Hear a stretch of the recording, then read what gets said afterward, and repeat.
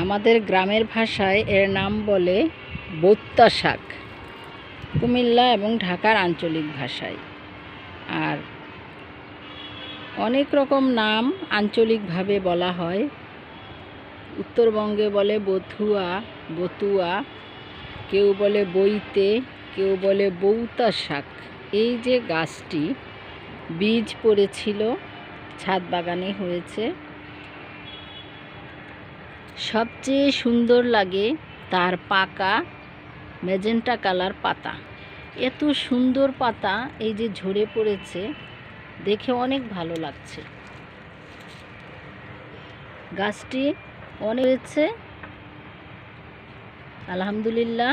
আমি এর বীজ রাখবো, এজন্য এটাকে এখন পর্যন্ত শাকে ব্যবহার করি নাই। এটার শাক খাই নাই।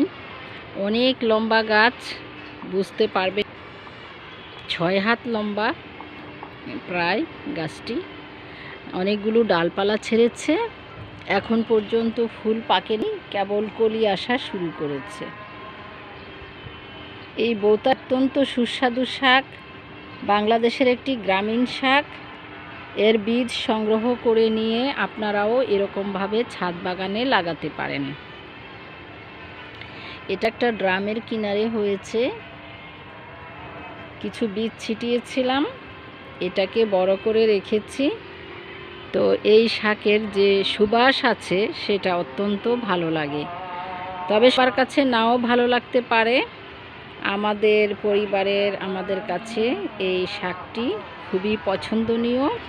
আর কুমিল্লায় গাছের বড় বড় বীজ বা বিচিওয়ালা শিমের সাথে এবং লাউ শাকের সাথে মিক্সড করে যখন ভাজি করা হয়, সাথে সামান্য আলু কুচি দেওয়া হয়, এটা অত্যন্ত মজাদার হয়। এই শাক আটি করে বাজারে বিক্রি হয় এবং আজকাল এটা চাষাবাদ হয়। তো শুভ বিকেল বন্ধুরা, আসরের আজান হয়ে যাচ্ছে, এখানেই রাখছি। এই গাছটির সূক্ষ্ম বীজ হয়, বীজ থেকে চারা হয়। আপনারা এটা ছাদ বাগানে এইভাবে লাগাতে পারেন এবং শাক খেতে পারেন।